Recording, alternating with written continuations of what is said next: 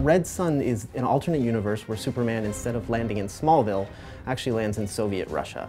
And it's the events of how he would have turned out had he been part of a communist country. The storyline is just one of the most intriguing ones. If he lands in Russia, is really what it's all about. And being able the ability to add an additional 20 missions to our already robust scenario mode, I think it's going to give the players a lot of enjoyment. I thought it was genius, actually, the whole idea of Superman landing in Soviet Russia and how that impacts the storyline. When we knew we were going to be able to do a lot of skins and DC kind of gave us the go-ahead, Red Sun would have been on the top of my list. So the Red Sun pack gets you 3 versions of our characters as if they were in this Red Sun universe. You get Superman, Wonder Woman, and Grundy.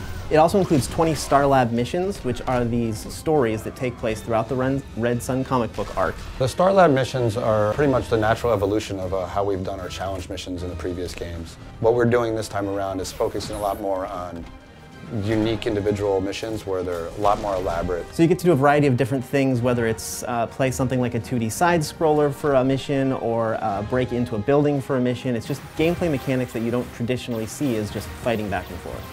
So my favorite thing about the Red Sun design on Superman is the way they took what is still a traditional costume and really gave it this militarized feel. So there's the obvious design element of the hammer and sickle replacing the S for his shield. We hold the S shield for Superman in very high esteem, and it's interesting to see, the hammer and sickle put into that S shield, and I think the graphic of that is really cool. But you also get to see these sort of dark colors and these tight stitching on his collar that really makes him look like this militant figure. We use more of an S-Shields type belt for Superman, where I think in the comics it was a little more circular in design, and Wonder Woman had a type of matching belt in the comics. I think the color scheme is awesome, right? Because we have the black and the grays, and then you have that stark red against that. Red Sun Grundy doesn't actually exist in the comic book. We really wanted to expand the universe of Red Sun, so we picked a character that we thought would fit really well in there. So we added Grundy, who's this big communist sort of comrade friend. Red Sun Grundy has a few things that are different and I thought were really cool to add in that gave that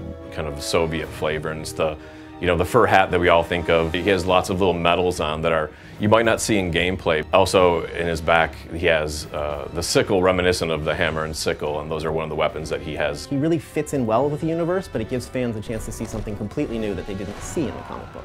Everyone around here sort of knows that Superman is my favorite character, so even though it deeply pains me to see that hammer and sickle on his chest, he's my favorite because he'll give me a chance to really beat the crap out of this Soviet Superman.